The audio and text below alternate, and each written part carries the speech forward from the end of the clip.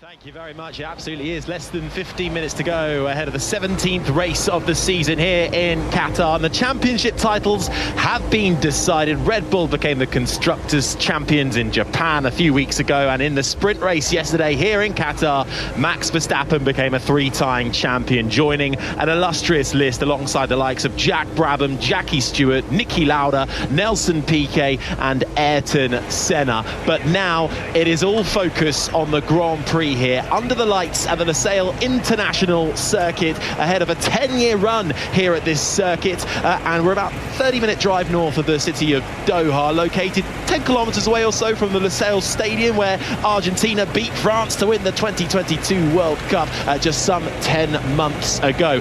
Guiding you through all the coverage alongside myself is racing driver Alex Brundle. Verstappen sealed the deal in yesterday's race, so now he's just out there for fun, right? Out there for fun and to try to get the absolute perfect score, which is what we know Verstappen cares about. I have it on good authority that even after winning the championship yesterday evening, he still spent a massive amount of time with his engineers making sure he converted pole position into victory today in Qatar, or this evening local time today for us in the UK in Qatar. So he is going to be on it, no doubt about that. Yeah, absolutely will. Well, let's hear from Max Verstappen's boss, Rosanna Tennant, caught up with him. Christian, we meet again, another race on this incredible weekend. Were there any celebrations last night for Max's third title? Yeah, they were very modest. I mean, we got together as a team to celebrate the moment, you know, raise the glass, and then it was obviously all focused on the Grand Prix today. So, yeah, you know, it's fantastic to get that championship in the bag, but now all focus on this Grand Prix. You guys have such a strong car, but how difficult will it be to convert a pole around this track with all of the challenges you are going to face with the tyres and the conditions this evening? Well, it's going to be tough. It's going to be tough in the pit lane for the guys as well. I mean, it's seriously hot here. They're in thick overalls. They've got probably at least 6 pit stops they're going to have to do today. And that's going to be a key factor in this Grand Prix. And they worked hard overnight working on Checo's car. A typical weekend for him. The whole car. I mean, both crews jumping in, Max's guys getting involved, everybody getting involved. All hands to the pump. We'll have a great evening tonight. Thank you very much. Red Bull team principal Christian Horner speaking to Rosanna Tennant, who is live down on the grid. Music's blaring, Rosanna.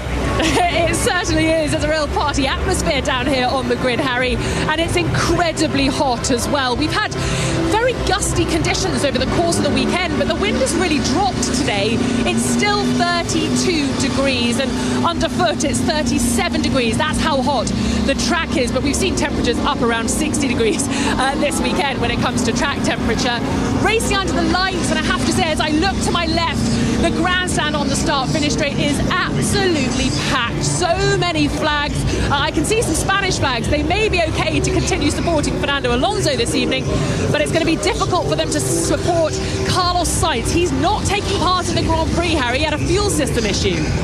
Yeah, he will not be on the grid, will Carlos Sainz. We'll take you through the full grid rundown, but it will be a DNS, a do not start for Carlos Sainz, sadly, so that leaves us a man down. But before we come on to the runners and riders, some big news to bring you. If you haven't been with us all weekend long, there has been a tyre safety issue, which has been closely monitored throughout the weekend, and now a ruling this afternoon made by the FIA, who have imposed a maximum tyre life of 18 laps across the compounds for today's Grand Prix, and that includes tyres already used across the weekend. So at the very least, Alex, it will be a minimum 3-stop race, but these are very unique circumstances. Some teams and drivers even talking about 4 stops as a result of the tyres they've used already throughout this sprint race weekend, and it's a really tough call for teams and drivers. They already start making their tyre plan from free practice at the beginning of the weekend. This call, of course, only coming before this evening's Grand Prix. So a massive curveball for them to get their head around, and it's going to be the most stops, certainly, that we've seen by the full field in any Grand Prix this year. Yeah, it's certainly one of the biggest tyre issues we've seen for quite a while in Formula One. You think back to 2020 with tyre blowouts at the British Grand Prix, 2013 as well, the same issues. And you go back to the 2005 Indianapolis Grand Prix where only 6 cars started the race due to all the other Michelin runners pulling out of that Grand Prix for fear over tyre safety issues. It's not the first time, but that is the ruling we have been given, and we will try and keep you up to date as best we can across the Grand Prix, which will be 57 laps. But Rosanna mentioned that Carlos Sainz with a fuel issue will not be taking part in the Grand Prix. Let's hear from Ferrari team principal Fred Vasseur. Fred, it's going to be a difficult evening for you with just one car on the grid now. What's the problem with Carlos Sainz's car? We had an issue on the fuel system when we fueled the car 1 hour before the race. It's a shame because we didn't have time to fix it, but it is a shame for Carlos and for the team. He was in a good momentum after Monza and Singapore. But okay, let's be back and Austin stronger. And of course, this has huge implications for the standings, the Constructors' Championship. So big choice to pull him out of today's Grand Prix. So it's always better to have 2 cars than one, but let's fight with one, and we will see tonight where we are. And are you as confused as we are about these tyre life limitations? Yeah, but I think at the end it was the good decision, that it makes no sense to take some risk. And the decision involved Pirelli, the FIA, the teams, and it was a good one. Have a good race. Yeah, Rosanna Tennant speaking to Fred Vasseur. There's a real shame not to see Carlos Sainz taking the start of this Qatar Grand Prix. Just one car left in it then with Charles Leclerc, and Rosanna mentioning there that is tricky for the constructors as well. Red Bull may have sealed the deal in the team's championship, but Mercedes currently in second, just 26 points ahead of Ferrari. So that battle for second really is crucial and going down in these last 6 Grand Prix that we have remaining, including this one. But Rosanna, back down on the ground. The grandstands look like they're really starting to fill up now. Absolutely, and the music is pumping, and as I'm standing in the pit lane watching the mechanics bring all the kit and equipment off the grid, so many tyres being wheeled about. And I actually had a quick chat with one of the performance engineers just before I went to the grid, and he said, you know what, Pirelli and the FIA have actually made our jobs easier, a lot less strategy discussion. They've pretty much prescribed it for us. So it's going to be an interesting race. How many pit stops? How busy will the pit lane be? If we see a safety car towards the end of the race, is everyone going to pile in? Are people going to have enough tyres? So many question marks as we head into this Grand Prix. So many question marks as well. One question mark that is absolutely done, as we've mentioned, Max Verstappen, a 3-time world champion. He will have the best view in the house, though, starting from pole and aiming for his 49th win. But what a season it has been for Max Verstappen. Can anyone match him? Red Bull and Max Verstappen continue to break the records and make new records. Max Verstappen wins the Italian Grand Prix and makes it 10 consecutive F1 race wins. Max, that is mighty. 10 races in a row, you're on your own, mate, now. That's history. Unbelievable, unbelievable. Well done. Max Verstappen crosses the line, 26 points in the bag. He gets back onto the top step of the podium, and Red Bull clinch the 2nd consecutive Constructors title and take their 6th team's title. I mean, he is absolutely relentless. He's come here with a point to prove. Didn't really need to. There's no point that he needs to prove, but he wanted to show people, me and this Red Bull car are unbeatable. Welcome to the 3-time world champion club. Sir Jack Brabham, Jackie Stewart, Niki Lauda, Nelson Piquet, Ayrton Senna, and now Max Verstappen. Max, you are a 3-time world champion. That's unbelievable, mate. Absolutely unbelievable. It's been an incredible year for you. What an incredible year. Christian Horner says it absolutely perfectly. Still with 6 Grand Prix remaining, and he's wrapped up his 3rd world title, Alex.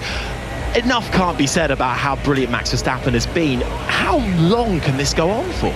Well, as long as he's got a dominant car and is driving as well as he is. I mean, we're looking at a next rule change, at least only in 2026 perhaps, and they have got their head entirely around this format of car. Max Verstappen's got his head entirely around this nature of Formula One, so it could easily carry on through next year and beyond.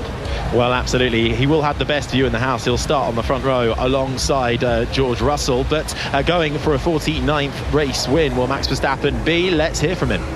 Yeah, I mean, of course, yeah, just enjoying the moment. I think yesterday was already a great day, and today, of course, we're starting from pole, so yeah, anything can happen. Of course, we have the 4 stops that we have to do, so it will be quite interesting to see how that will work out for everyone. But yeah, just looking forward to today and try to, of course, also enjoy it. Interesting, 4 stops. Some teams are thinking apparently 3 stops. So is that a giveaway on strategy? Well, we have to do 3 stops at least, right? So yeah, that's already something that we have to deal with. Lovely. I know all of your rivals will probably be hoping that you went out and celebrated a little bit last night, didn't get to bed until the early hours.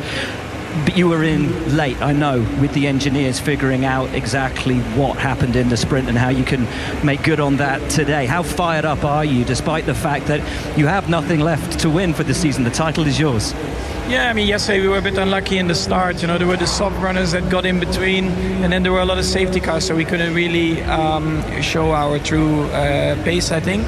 But hopefully today will be a little bit different. Then it's, of course, a much longer race anyway, so a lot of things that can happen there. But I think we have a quick car.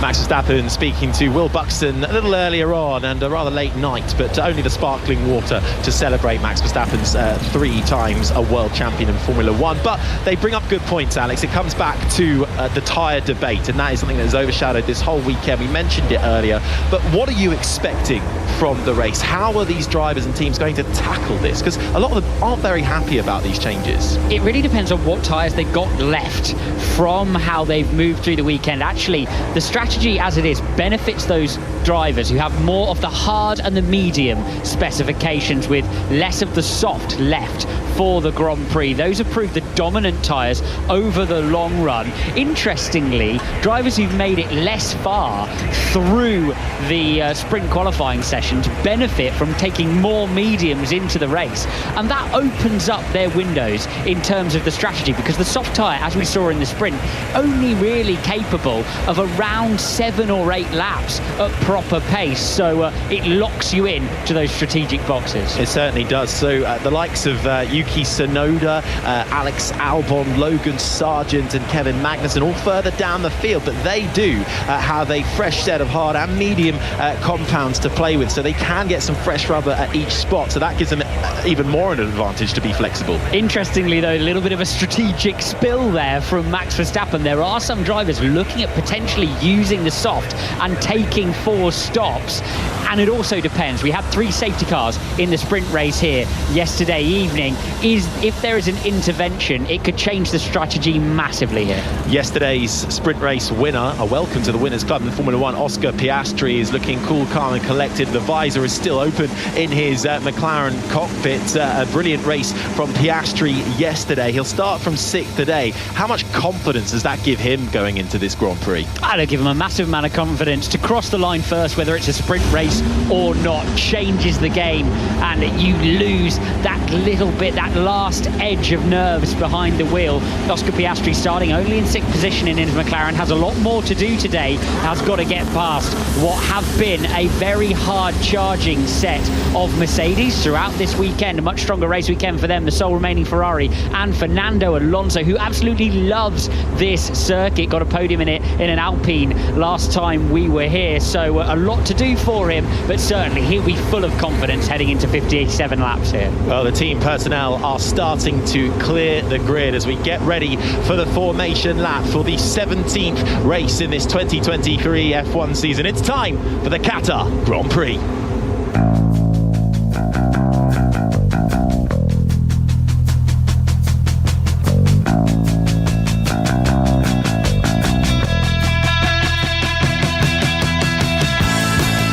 As they peel away down into turn 1 around this Losail International Circuit, it's Max Verstappen, the 3-time champ, aiming for a 49th career win, who starts on pole. Alongside him is George Russell, his 3rd front row start of the season. He's in front of Lewis Hamilton, Fernando Alonso and Charles Leclerc round out the top 5. Oscar Piastri, our sprint race winner from yesterday, is 6th in front of Pierre Gasly and Esteban Ocon. Valtteri Bottas gets his 3rd top 10 start of the season from 9th, and rounding out the top 10 is Lando Norris. Yuki Tsunoda Tsunoda goes from 11th. There'll be a gap where Carlos Sainz should be on the grid from 12th. He will not be starting this Grand Prix.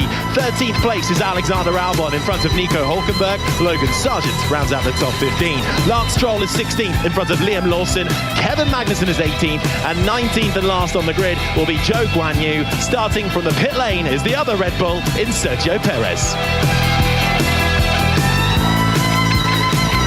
Getting towards the end of this formation lap then, and Sergio Perez will be starting from the pit lane. That is because they've had to rebuild that entire chassis. They've taken a new power unit as well on this, so they've changed the elements. That's why he's starting from the pit lane. What do you think Alex Sergio can do from plumb last? Well, he's going to start on the hard compound tyre, so that is a very different strategy. But unlike other races, he's not going to be able to run beyond those magic 18 laps on it, so he can't go long through the race. Sit duck to all these guys. That is the voice of Lewis Hamilton, who is saying that because he's the only driver in the top 8 who will start on the hard compound tyre. Verstappen, Russell, Alonso, Leclerc, Piastri, Gasly and Ocon will all start on the medium. The soft looking much slower in the sprint yesterday. They're getting towards the end of the formation lap in front of a sold-out weekend. 120,000 people in the grandstands. Rosanna Tennant is down there in the pit lane. I certainly am, and it is incredibly hot. The fans are on their feet. They are excited to see Formula One cars race around this track. Of course, it's been resurfaced. Another challenge for the drivers. We've got those curbs. We've got a change in conditions. Yes, it's still hot, but the wind has dropped. So all those braking reference points perhaps have changed a little as well. So much going into this evening's Grand Prix. Absolutely, and a sole Ferrari on the grid while the other is stuck in the garage. Carlos Sainz with a fuel leak will not be starting this Grand Prix. Before we get underway for the Qatar Grand Prix, elsewhere on 5 Live, there's Premier League action in the form of Arsenal versus Man City. At home, Arsenal at the Emirates. Steve Crossman, John Murray and Peter Schmeichel with all the action on that. That's over on 5 Live. But right here on 5 Sports Extra, on the BBC website and app and across BBC Sounds, we are about to get going for the Qatar Grand Prix with myself, Harry Benjamin, the racing driver Alex Brundle is alongside me, and down at the pit lane is Rosanna Tennant. The titles have all been decided. Max Verstappen, a 3-time champion. Red Bull, the Constructors' Championship. Alex, quickly before we start, as Zhou Guanyu lines up in his final grid spot, first thoughts going into turn 1. First corner first is going to be the charm for Max Verstappen, who should have the pace if he's able to do so. Green flag at the back. 57 laps around this Lusail International Circuit. Verstappen on pole, Russell alongside. It's eyes to the lights and foot to the floor as we go racing for the Qatar Grand Prix. And it's a good start for Verstappen, who cuts across straight away to the inside to fend off Russell, who comes oh so close to his teammate Hamilton. It's 3-1. The two Mercedes collide. Hamilton's off, Russell's off. It's elements of Spain all over again. 2016, when the two Mercedes took each other out, but instead of Rosberg and Hamilton, it's Russell and Hamilton. They carry on. The Mercedes are off in the background. Verstappen leads from Piastri in second. Russell has managed to continue, but Lewis Hamilton beached in the gravel with serious damage to his car. There's still contact for one of the Aston Martins at the back, and it looks like there's a puncture for one of the Williams as they head down towards turn 6. Further back in that turn 6, once again 3-1, doesn't quite go. It's involving the two Williams drivers and an Aston Martin. That's further back in the pack. Hamilton and Russell reporting they've both got damage. Hamilton is out of this race. A wheel flying off of that Mercedes car, stuck in the gravel. The 7-time champion is out of this one. The yellow flag is out. Verstappen leads Piastri. Alonso's up into the top 3. Then comes Leclerc and Ocon, the top 5. And what about that start from Oscar Piastri, through from 6th on the grid to 2nd in the race? We've got a safety car deployed for the stricken car of Lewis Hamilton. Not even halfway through lap 1, and once again we have a safety car here in Qatar. In yesterday's sprint race we had 3 safety cars in a shorter race. That was only 19 laps, and 1 lap into 57 of them for the Grand Prix. We have our first safety car appearance as Lewis Hamilton clambers out of his Mercedes cockpit. He looks dejected. He takes his gloves off. The Mercedes fans in the grandstands are biting their nails. They are so upset. The two drivers coming together, and it looked like at first glance just a lap one racing incident. Lewis Hamilton sitting in the gravel there in his Mercedes looks like he's on the surface of the moon. So far he is into the sand on the outside of turn 1 here in Qatar. But remember, he has that red sidewall soft tyre on, which fires up much more quickly at the race circuit here at Qatar, but also is going to be done much more quickly as well. He needed to make that move around the outside of his teammate, and it just didn't come off. George Russell in the pits for new tyres and to fix a front wing perhaps on his car. Yeah, the mechanics get to work. They managed to change 3 of the wheels quite quickly, and he's changing on to a set of the yellow or medium compound tyres, but the front left is very slow on, and it's a very slow getaway for George Russell as he now trundles down the pit lane and rejoins this race under safety car conditions then, and it all happened in the rundown to turn 1. Verstappen in the second phase of the start had to cut across to the inside to cover off George Russell. Hamilton got a better start, as well he might, on the soft compound tyre, and then the left front of George Russell's car just catches the rear right of Lewis Hamilton. Come on! What the hell? Guys, come on! 2 races in a row. And then the unbroadcastable in part radio of George Russell as they head down towards turn 1. But it's a long arcing turn 1 here in Qatar. Lewis Hamilton tried to arc around the outside of it, the right rear hooking over the left front of George Russell's Mercedes. It was a full 360 for Russell to get back into this race, but for the sounds of Lewis Hamilton, which is what you can hear, going up through the gears into turn 1, into the braking zone, turns into the right-hander, gets the clout on the right rear, and into the gravel he goes. Let us know if you're okay, mate. Yeah, I'm taken out by my own teammate.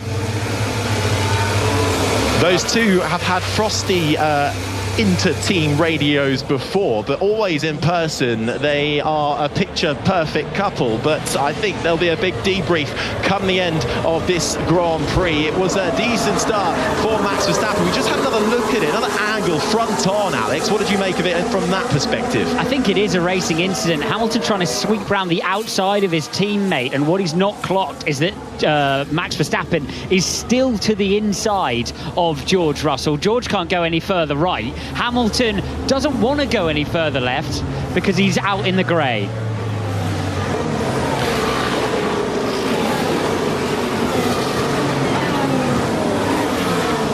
Not even 1 lap completed and a safety car is out because the 2 Mercedes have come to blows into turn 1. They've crashed together, Lewis Hamilton and George Russell. Russell still in this race, Hamilton out of it, still under safety car conditions. Verstappen leads. Okay, this is the sound of Oscar Piastri, who had a rocketed start in his McLaren. Yesterday's sprint winner started 6th. He had a picture-perfect view of the 2 Mercedes taking each other out. And right place, right time for Piastri to get up into 2nd. And I think wrong place, wrong time for Fernando Alonso, who'd made a lovely start, tried to jink to the left of George Russell's spinning Mercedes, then had to go right, allowing Oscar Piastri to sneak up the inside and make a beautiful start, as you say, Harry, to take that McLaren up to 2nd position. So it's the same leading to as we had yesterday in the sprint race. They're just somewhat reversed. Lewis Hamilton walking dejectedly back to the pit lane. And there will be big talks in the Mercedes camp come the end of this Grand Prix. Still under safety car conditions here in Qatar. It's lap 3 of 57. Verstappen leads Piastri. Then it's Alonso, the top 3. I'm so sorry, guys. I wasn't even looking behind. I was just focused ahead and just came from nowhere. Russell then apologising on the radio, and you can hear the frustration in his voice. There wasn't a front wing change that I saw for that Mercedes, but Russell said he had damage as he came into the pit lane. So I do wonder if they just had a look, realised they couldn't do anything to the front of the floor there and sent it. It'll be interesting to see if he has the pace that he was expecting to have moving through the Grand Prix as Lewis Hamilton dejectedly continues to make his way back to the pit lane. Safety car deployed. We've obviously got this maximum number of laps that they can undertake on each set of tyre. Our understanding in the BBC Combox is that this does not change that. They still will only be allowed to undertake 18 laps on each set of these tyres even if some of them are under safety car. Pirelli had said before this, there is no allowance that has been made for laps completed under a safety car, along with laps to the grid and the formation laps, not counting towards that. They do not count towards that 18, but there is no allowance for safety car laps. And we are then getting the first of our pit stops. We are still under safety car conditions, so an Alfa Romeo of Valtteri Bottas comes in along with the Haas of Kevin Magnussen, and we have Lance Stroll and the Aston Martin all pitting. Oh, and that was tight between Magnussen and Stroll. Magnussen peeling out into the fast lane of this pit lane and just about getting in front of Stroll. There was nearly contact. I wonder if Haas will be investigated for an unsafe release, but as they peel out and rejoin this race, just in from race control, the safety car will be coming to an end at the end of this lap. It looked like Stroll didn't have to check up on the brakes at all, so normally you wouldn't get an unsafe release for that. We'll see if there's anything from race control. Lost for words, honestly. Just seeing the replays on my TV screen. Couldn't do anything. Totally sandwiched. Keep your head down. Keep it in this race. Yeah, I know. It's... Wise. Lap one. That's the right response. Let's race now. Let's do the best out of it. Wise words from his engineer, and that sounded like Toto Wolff as well, who isn't actually here this weekend, but he is dialed in with the team. The Aston Martin safety car, driven by Bert Mailander, races away towards the end and come in or into the pit lane. Max Verstappen begins to back up the entire grid, and we will get back for some green flag racing with 5.4 kilometres, 3.3 miles of this Losail International Circuit. Under the lights, 16 turns, 6 to the left and 10 to the right. Verstappen has the edge on everybody else. He's got the prime view in the house, but he is going oh so slowly, keeping Piastri, Alonso, Leclerc, Ocon the top 5 behind. Norris, Gasly, Tsunoda, Hülkenberg, Albon the top 10, and Verstappen has gone in the final sector of the lap, coming through turns 12, 13 and 14. The fast right-handers, Verstappen's put his foot to the floor and already has a massive margin on Piastri. It absolutely left Piastri for dead. We also saw Nico Hülkenberg under investigation for incorrect starting positions. That may well be the Haas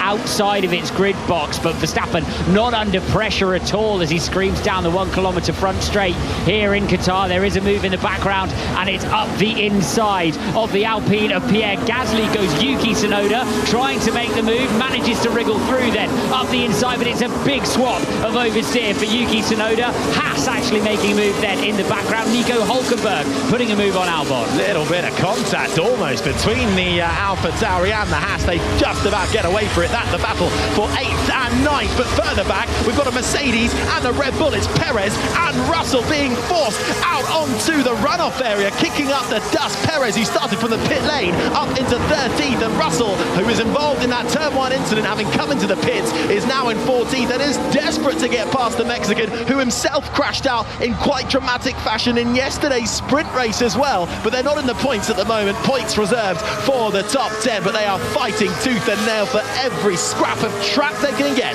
Verstappen leads Piastri 1.3 seconds the gap. Great stuff from Perez, only driver in the field starting on that hard compound tyre, up from 13th, having started in the pit lane. It was those who started on the soft we saw into the pits under the safety car, so they're relinquishing that tyre after a very low number of laps, wanting to get through it, wanting to get off it, and that can actually be a masterstroke strategically when you look at the Tetris blocks of the way their strategy will play out through the rest of the race. That phase for them is done, and they can get on with their more preferred compounds. Starting lap 6 of 57. Let's check in with Rosanna Tennant down in the pit lane.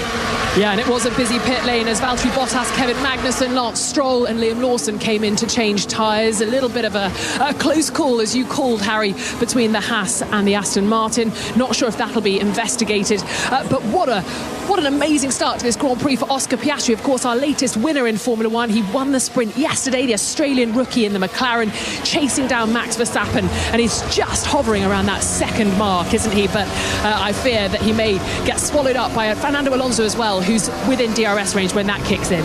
And while you've been chatting, Rosanna, there have been some proper moves going out on the track. First of all, between 8th and 9th, Hülkenberg fending off Tsunoda for all his might, and once again Perez and Russell going tooth and nail, and Russell now has the better of Perez. Russell up to 13th and recovering after his front row start, and this is the sound of how he did it, coming through the left-hander, coming into the middle sector. He closes right up to the back of Perez, who goes to the inside to defend, Alex. Round the outside of turn 4 and manages to make it all the way around the outside of turn 5. That Mercedes looking absolutely fine.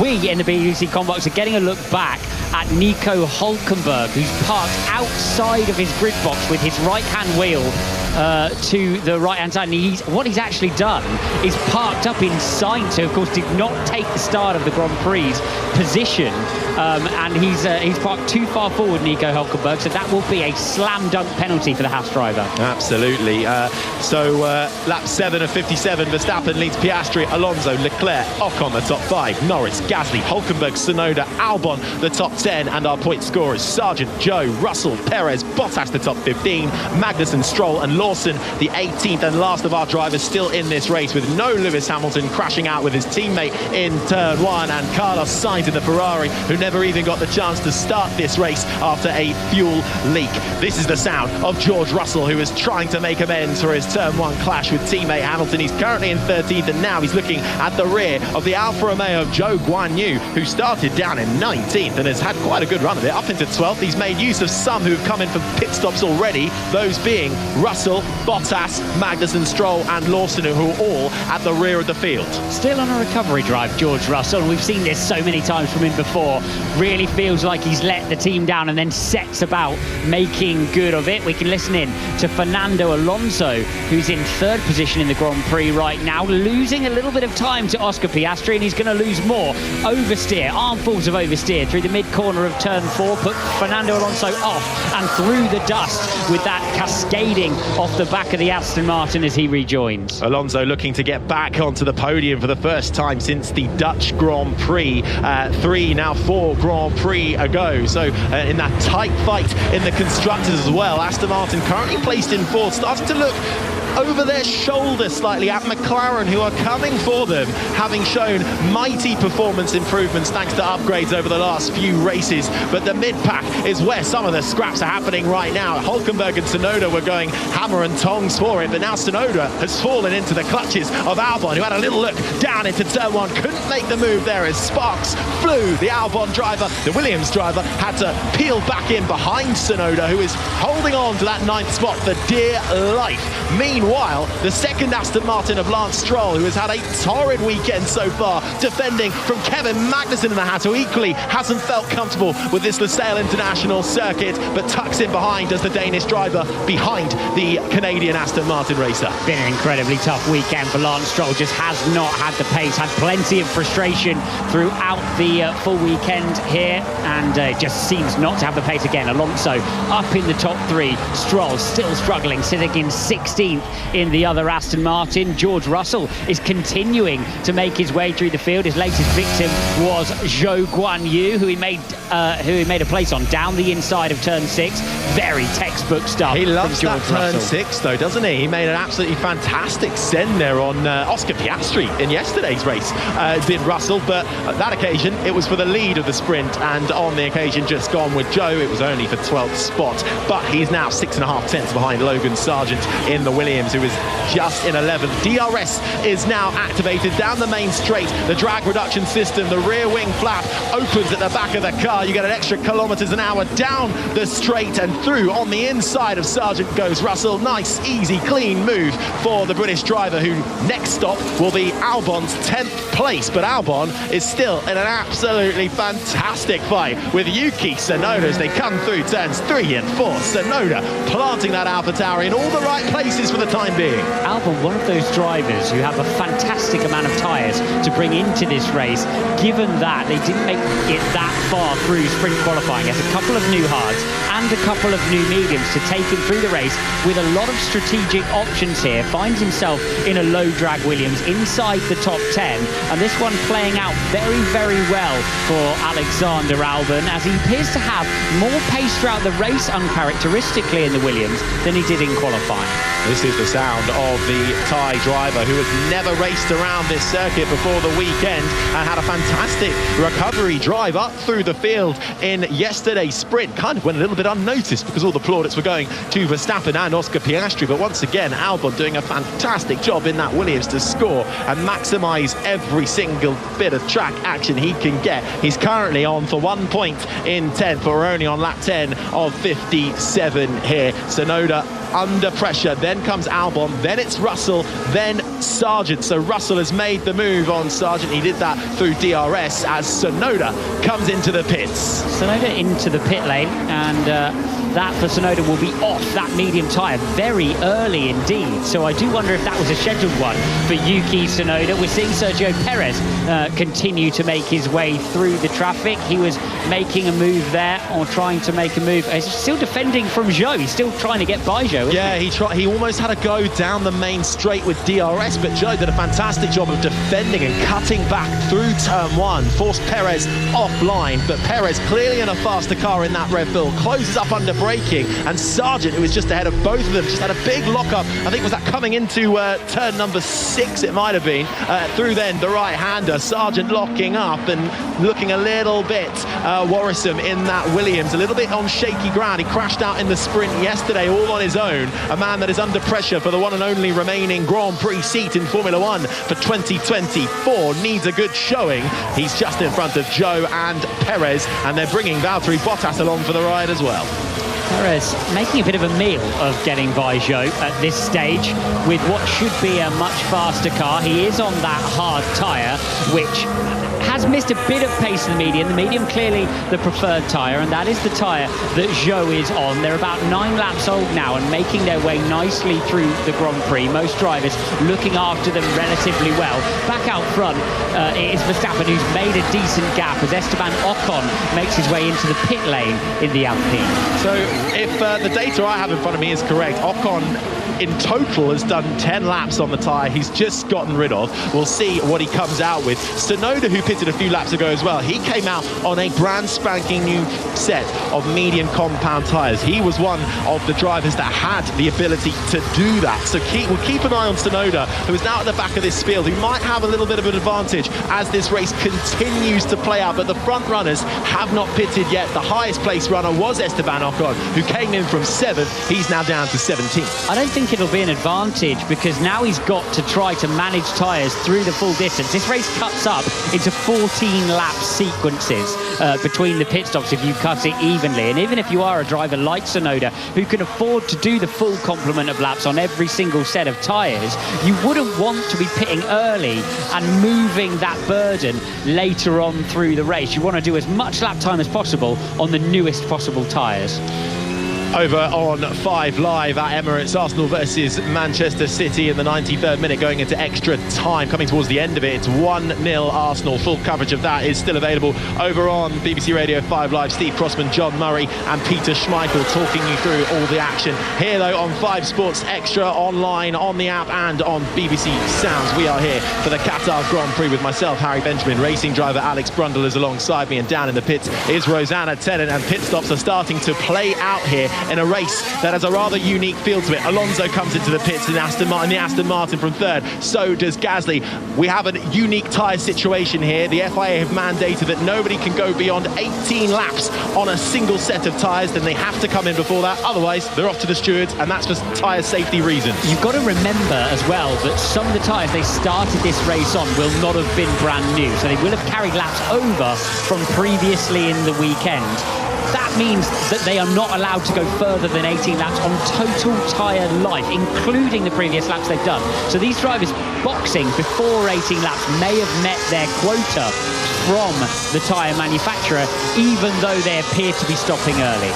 So Alonso came in from third. He's now out there on a fresh medium, and he's come out in 15th. Gasly has come out in 17th position, so they're currently at the back. That has promoted everybody who has yet to pit or pitted earlier at the start of this race, much like George Russell, who had an incident with his teammate Lewis Hamilton in turn one. That put Hamilton out straight away. Russell into the pits for a change of tyres, and he's just made a lovely move on Alex Albon to get 6th place down the inside for the tyre driver. So he's now down the inside of the tyre driver. So Albon in 7th, Russell up to 6th, as Piastri from 2nd comes in his McLaren. Slightly slow on the right rear for Oscar Piastri. Didn't lose too much with it, but it's a 3.1 second stop time as opposed to a 2.6 second for Charles Leclerc, who stopped with him in the sole remaining Ferrari. Out of the pit stops then, Leclerc comes out, and so does Piastri. He feeds out just behind the Haas and the Alpha Tauri, and it's Lawson versus Magnussen, currently in 11th and 12th as it currently stands, as the second McLaren now is told to box. That means to come into the pits at the end of this lap. Meanwhile, out in front, Verstappen has an almost 10-second lead. He can almost do what he wants, right, Alex? He really can, but the problem he's got is they can't pick a gap for him because of the limitation on pit stops. So normally Red Bull would run Verstappen until there was a nice gap to slot him back into in the field. But as a result of the limitation of the number of laps he can take on, they are going to have to put him back into traffic. Max Verstappen will have to pass cars and pass them well and expeditiously if he wants to win this Grand Prix. Verstappen then does indeed hold the lead from Norris, who is about to come into the pits. Then Russell, who has recovered to 3rd after an early pit stop at the end of lap 1. Hülkenberg in the Haas is up to 4th, but he does have a penalty for starting in the wrong grid spot. Albon is 5th, Sargent, Joe, Perez, Bottas, Stroll, the top 10 still to shake out after this first run of pit stops. This is the sound of Lando Norris, who slows down to 80 kilometers an hour and peels in to his McLaren pit box. He stops on his markers, and just within 2.5 seconds the green light comes on. All 4 tyres have been changed, and he's sent back on his way. And we've got a view along down the 1 kilometre front straight. It's a very long pit lane here. We can see Oscar Piastri blast through. Charles Leclerc, will he blast through as well? Yes, he will. Lando Norris will peel back onto the circuit in the Papaya McLaren behind Leclerc. Yeah, Leclerc then getting the edge on Norris at the end of that one. That's at the moment 12th and 13th for Leclerc and Norris. And Norris, who was so hard on himself after yesterday's sprint race, his teammate getting the victory in that, and Norris really not happy with his performance despite ending up in 3rd. While we were watching the pit stops, Russell made a lovely move around the outside of the Haas, one of the Haas's. I think it might have been Hülkenberg as he was coming through the field, and this is the sound of Fernando Alonso battling with the Ferrari of Charles Leclerc, getting down the inside, muscling his way through. George Russell round the outside in turn 1 there, much in a similar way to the way Lewis Hamilton was trying to go round the outside of him on the first corner. On that occasion, not quite working out. Lap 15 of 57 then. So who are we still waiting for pit stops then? Max Verstappen is waiting to come into the pits, as is Albon, Joe and Perez, who started on the hard compounded tyre. He started from the pit lane because of a power unit change and pretty much a full chassis change. I'll tell you who's come in though, Alex. George Russell, and even with his visor up. George Russell back into the pit lane. Interesting to see his visor up there. I wonder if he couldn't find the switch that he wanted under the lights on his way into the pit lane, but all seemed to go well for the pit stop for George Russell. Found himself in 2nd position in the Grand Prix, albeit 16 seconds back from leader Max Verstappen before he pitted. It's now Alex Albon in the Williams who's been promoted through to that position. Okay, Verstappen still has that lead. Albon up into 2nd, Perez, as you say, up into 3rd. Norris, here he is. It's clear the pace is strong, so let's really try and make sure we use that just for next time. Okay, so that's Norris on the radio. What do you think he means by that, Alex? He's trying to talk strategically to the team and saying, get me in some clear air and help me out. The response surely, though, from McLaren will be, Lando, we can't pit you anywhere else, but what will get you through to the Grand Prix? Oscar Piastri making the move down the inside of Kevin Magnussen in the Haas in the meantime. Yeah, nice easy DRS pass, and I think the same is coming for Sergio Perez, who is fighting with Valtteri Bottas down the inside for Perez, or Zhou Guanyu, my apologies, the other Alfa Romeo driver, who is currently now in 4th. Perez up into 3rd, that's how he did it, and Bottas is in 5th, having had a top 10 starting position as well. So Russell Pitts is back out there. He's fed out in 15th spot behind Gasly, in front of Tsunoda. So pit stop loss here from 26 to 28 seconds. It's one of the longer pit lanes of the year. Max Verstappen now sits 22 seconds clear of Alex Albon in 2nd place. So you drop back into the leading pack after a pit stop, which is coming in 2 laps time. McLaren then to the inside. Lap 16 of 57, and we are down to 18 cars in this race. Carlos Sainz didn't start the race due to a fuel leak in his Ferrari. Lewis Hamilton did start this race from 3rd on the grid, but an incident with his teammate into turn 1 sent him flying into the gravel and out of this race. He's talking to Rosanna Tennant.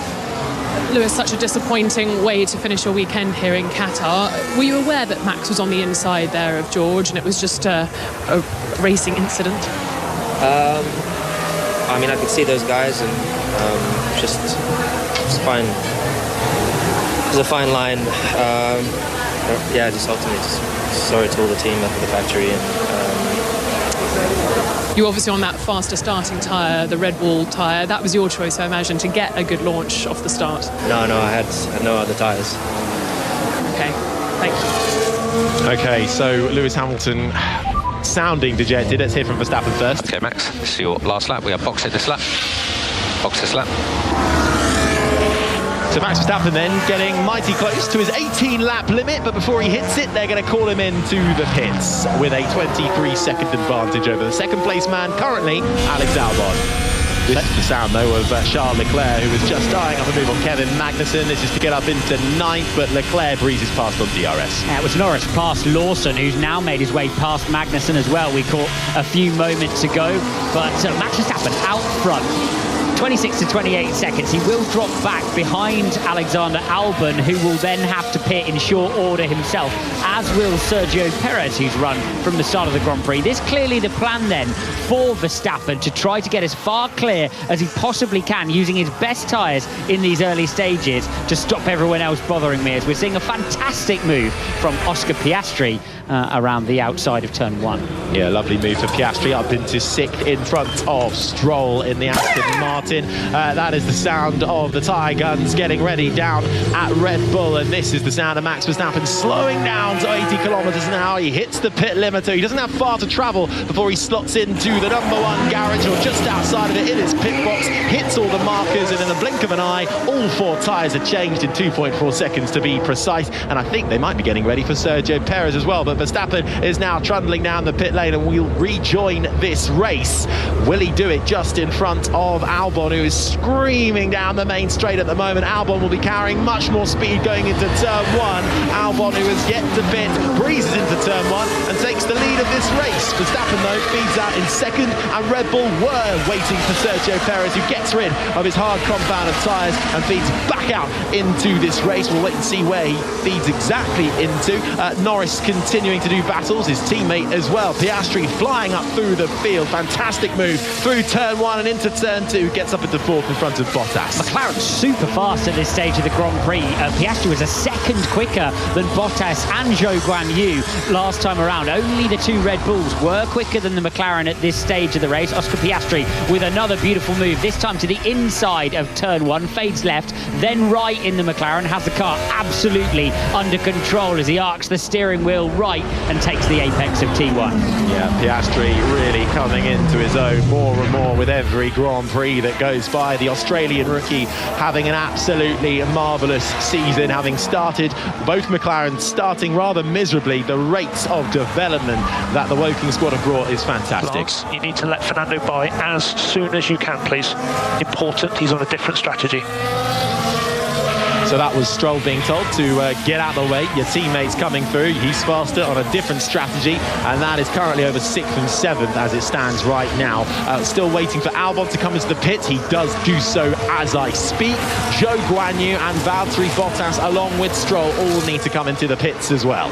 Stroll on a 14-lap old set of medium tyres. Fernando Alonso on a 6-lap old set. So very much at different phases of their stint. This pit stop for Alexander Albon seemed to go okay, slightly tardy. We've got a battle between McLaren and the Ferrari. Into turn 1, Norris fighting with Charles Leclerc. Leclerc giving it all he's got. Norris ahead for the time being of Leclerc, and Norris trying to prove a point against his teammate Piastri, who's currently up in 2nd though. Norris fighting through, and the papaya orange McLaren darting left, darting right down the main straight to keep Leclerc on his toes, and Norris currently winning that battle out. Norris in 6th, Leclerc in 7th, and it was all set up by Norris coming down the main straight. He crossed the DRS line, opened the rear wing flap, and Leclerc tried to get his elbows out, but Norris was coming for him, and while that was coming, the two Aston Martins changed places, but sparks were flying between the British racer and the Monegasque. We've got a headwind down that front straight today, so it's making this DRS effect super powerful. Lando Norris appearing to have so much overspeed, and they can go either side, can't they?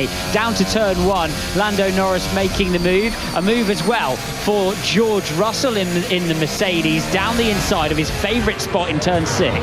It's becoming Russell corner, that, isn't it? The almost half a hairpin left-hander for Russell to get himself up into 10th on Kevin Magnussen.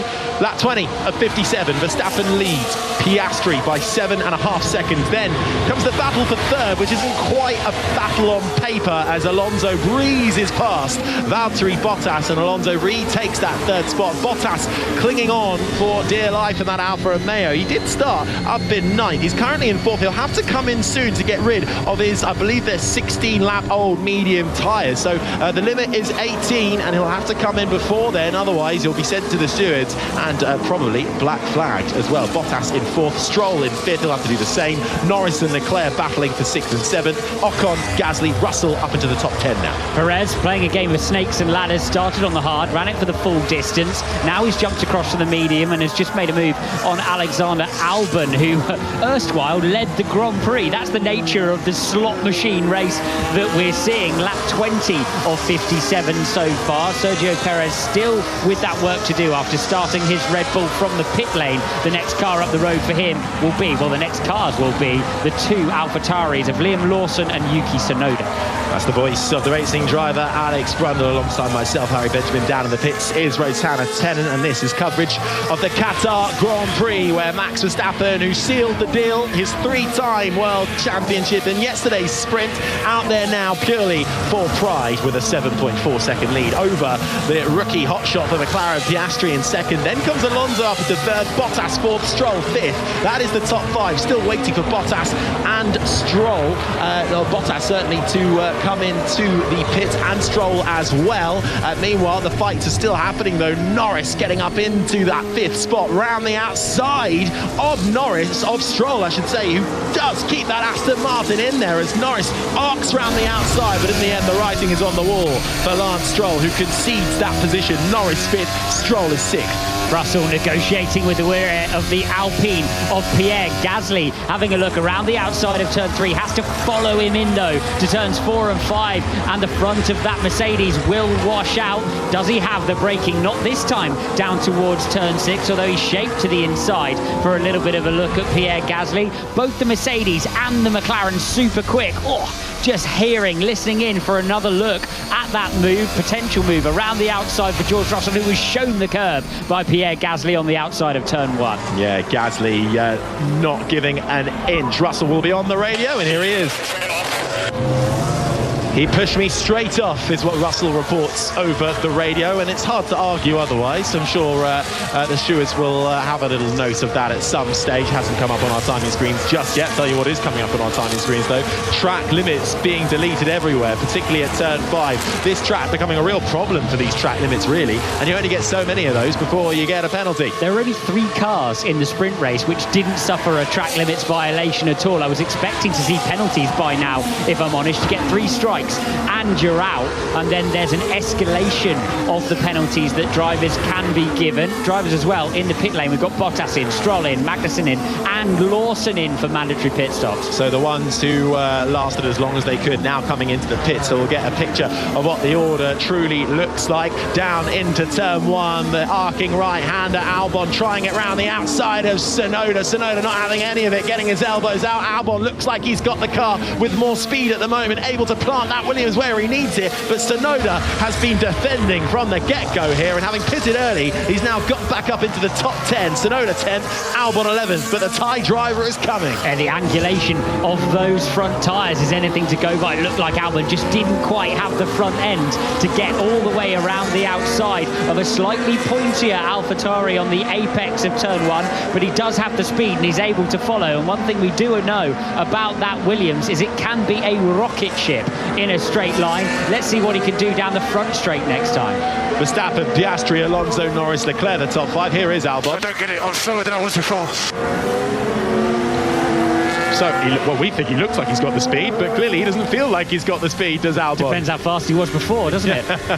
Well, he's currently battling for 10th spot with Tsunoda.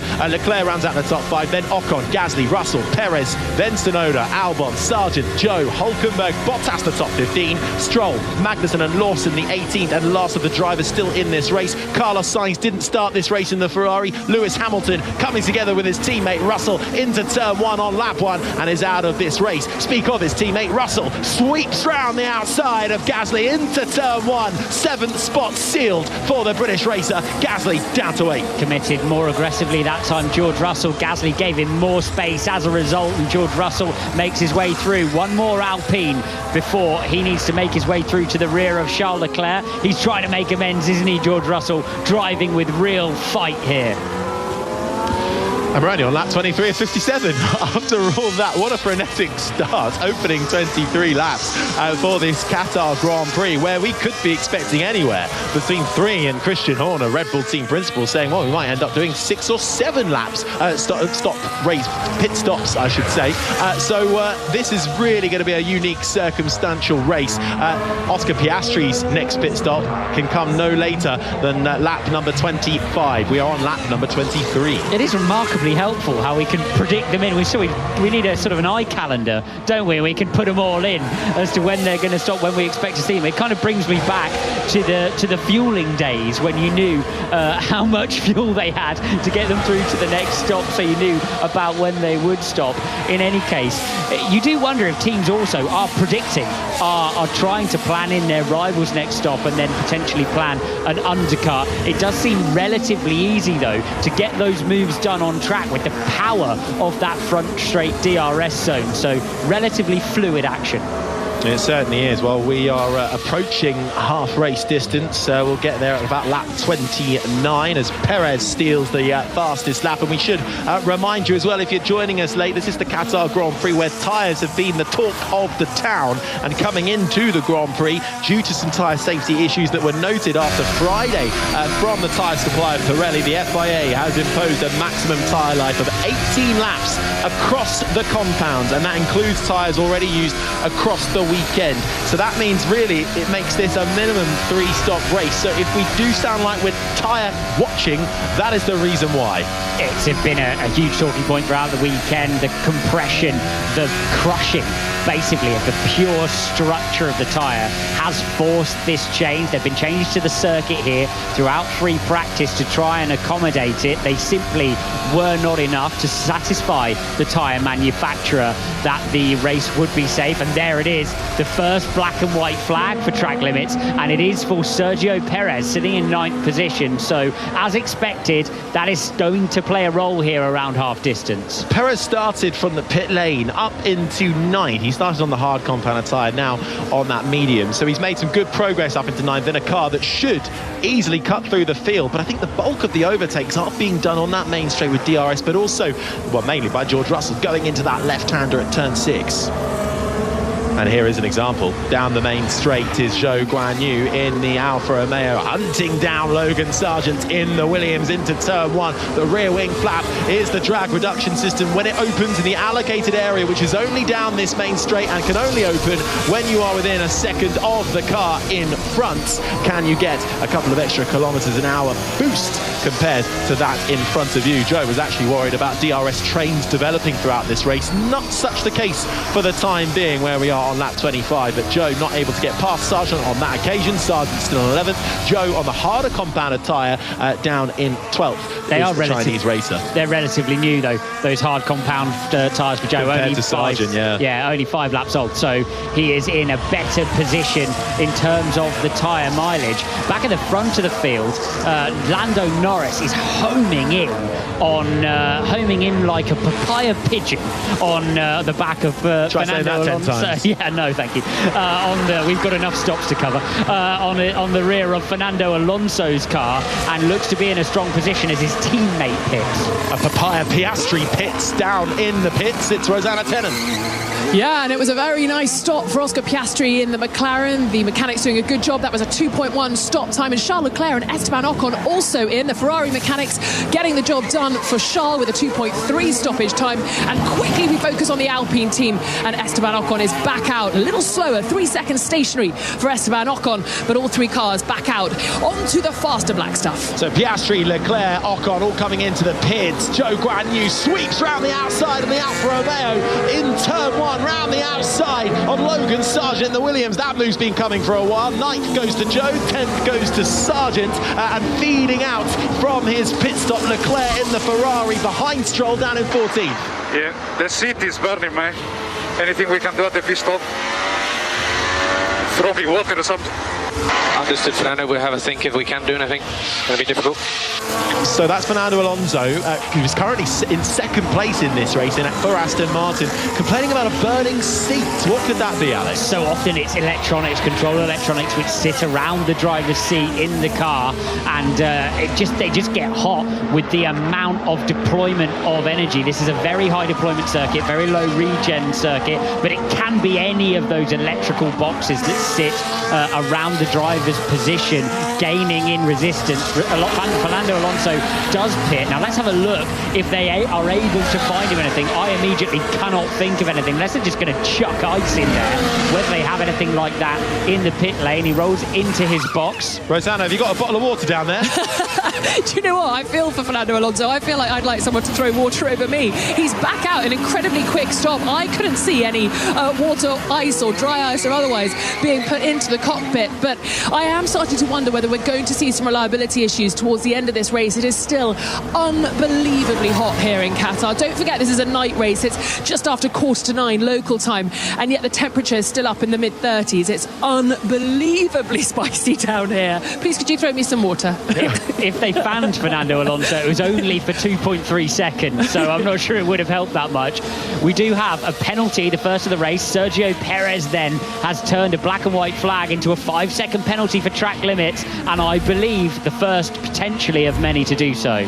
Right, so we've got to keep a track of tyres and track limits penalties then. This really is an enthralling Qatar Grand Prix, and there's going to be one for the brain to get your head around. But Perez then, who is currently in 4th position in this race, having started from the pit lane after a power unit change, pretty much a whole chassis change really, but he got the pit lane start for power unit changes, is already up into 4th, but with a 5-second time penalty. We are under the lights here in Qatar. It is dusty, it is sandy offline still. We've had no support racing action all weekend long, and it's lap 28 of 57. Pit stops happening. 2nd place man Norris comes in for another pit stop. He peels into his pit box outside McLaren, and they fit some medium tyres on to the British racer, who now feeds back into the fast lane and will feed out behind his teammate Piastri, who sprints down turn 1, looking at the back of Albon's Williams as they battle for 4th on the road. Not Norris will peel out just behind Zhou Guanyu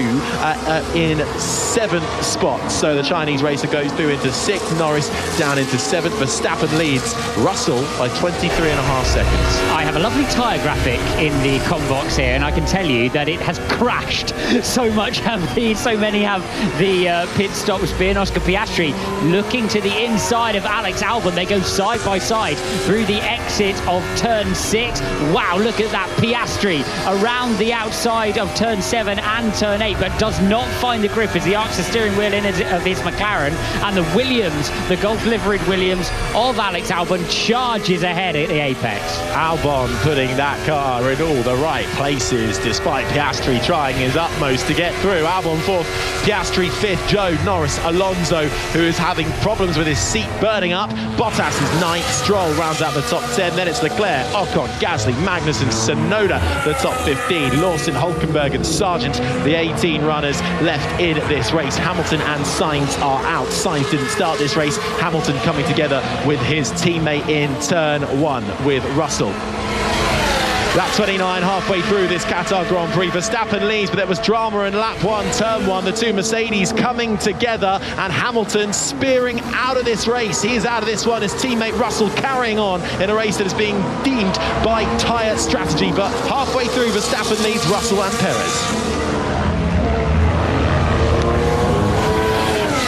Okay, so Piastri is 4th and Albon rounds out the top 5 still. Right, okay, so we've had a couple of pit stops in the last few moments. We're now over half race distance. Here's Russell. So, George, we're currently looking at possible P4 here. Keep on top of those track limits. Continuous messages for multiple drivers. 4 track limits throughout the Grand Prix so far. Only Perez then getting as far as a penalty though, but quite clearly all the teams' messaging systems lighting up. George Russell looking at a possible P4. I think he needs to be worried mainly about the two McLarens, which still have lightning pace on almost all the tyres they throw at them through the mid-stage of this Grand Prix. Has anything surprised you? We're a bit unaware of what exactly this race is going to bring at us, but has anything surprised you massively in these first 30 laps? I'm surprised by how short the teams are pitting with regards to giving themselves a lot to do through to the end of the race. I really expected to see them extending every single set of tyres as far as they could get it, but it certainly feels that the teams are pouncing on opportunities potentially to undercut each other, or using tyres that already have mileage on them, of course, early on in the race, as we see Norris make a move around the outside of Zhou Guanyu. Relatively easy pass on the Alfa Romeo, promotes his Papaya McLaren back up into 6th position. Yeah, Zhou and his Alfa Romeo teammate going long as they can, as long as they are allowed to by the FIA. Up into 7th is Zhou, having started from 19th and last on the grid. So having a good race of it for the time being, but we've still got several laps left to play out for this one. The 17th race of the Formula One season in 2023. It's lap 30. Max Verstappen comes across the beam to start lap 31, and his next pit stop could be no later than lap 34. He's currently out there on a set of medium tyres, so he will have to come in by lap 34, and this is the sound of the Dutchman, who can probably take it rather easy out there with 22.5 seconds in hand. Okay, but let's have a managed increase in pace at this point. What's that? If you pick up the pace a little bit from here, but it has to be sustainable. You've got to love Formula One language, haven't you? He could have said go slightly faster, but where's the fun in that? For Max Verstappen. Interestingly, Sergio Perez, 30 seconds off the leader, is more or less on sequence now with Max Verstappen. 12 laps on his set of medium tyres, 13 laps on Max Verstappen's set. So he's done a good job to come up through the field as Charles Leclerc makes a move around the outside of Lance Stroll, the textbook one, all the way around the outside of turn 1, but Stroll has kept his Aston Martin in it to no avail though. Leclerc squeezes him and and runs him out of Rome. Yeah, battle for 10th there. Leclerc gets it, Stroll down to 11th. But Stroll able to have a bit of a racier race. He's had a real struggle this weekend so far, so much so he even had a bit of a fracas with his with some team personnel after a poor qualifying on Friday, which was not really on and quite widely dismissed as poor behaviour by the entire paddock. So Lance Stroll, though, struggling compared to his teammate Fernando Alonso, just an out-and-out pace. And it's difficult, isn't it, Alex, when you get into a rut like that mentally for Stroll?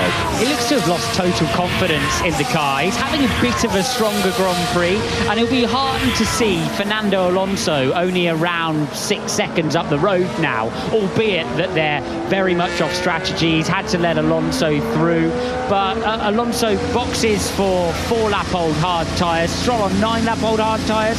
They're not so far away from each other on the track or on strategy as Sergio Perez pits. Yeah, they didn't touch Perez's car for 5 seconds to serve that track limits penalty, and that opens up a greater debate, I think, that Alex Albon, who peels into his pit box, started a few rounds ago, where 5-second penalties sometimes don't seem like they're enough, especially when it is for a top team or a top car. They can get rid of it and recover that time so easily compared to those in the midfield or towards the back of the pack.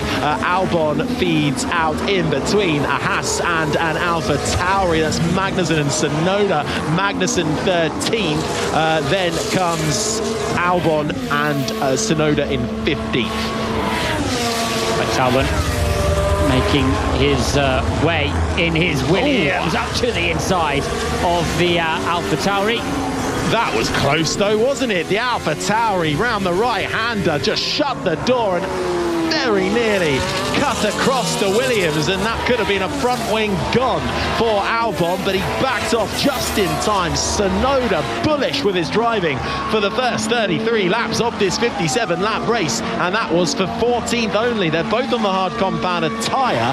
Tsunoda, I think they're about 9 laps old, and then Albon on brand new. Russell into the pits then, he's back out, 2.6 second stop, and he's trundling towards the end, pitted, and he is now, Piastri's through, so Norris is through. Russell will feed out perhaps just behind the first Alfa Romeo of Joe. I think that's going to be 6th spot. He feeds out in for Russell, and he's switched onto the hard tyres. And speak of the other Alfa Romeo, Valtteri Bottas gets done by Charles Leclerc in the Ferrari, who sweeps round the outside of turn 1. That becomes the inside of turn 2, but off into the gravel, rejoining though onto the tarmac. It's Fernando Alonso who's out and off. He's rejoined, doesn't look like there's any damage, but his tyres are absolutely covered in sand, dust and gravel. Alonso rejoining in 7th, but he's got a fast charging Bottas right behind him. Looks to be the early stage of the lap for Fernando Alonso, so I'll be interested to see what has gone on with that Aston Martin. Did not obviously contact or other damaged cars out there. Max Verstappen being told to box, having reached 15 laps on this set of tyres, but that is a big moment for Fernando Alonso, who's lost out then who's lost a lot of ground in real terms to both McLarens and taken himself potentially out of the podium battle. And it's just down. It's a big moment of oversteer down in turn 3 for Fernando Alonso, who finds himself well wide, and he was very lucky to escape the gravel there with a deep gravel on the outside of turn 3, covering the floor of that Aston Martin. He then rejoins right in front of the Ferrari of Charles Leclerc and takes the line. Charles Leclerc needing to take evasive action to the left of circuit. That has surely got to be a penalty.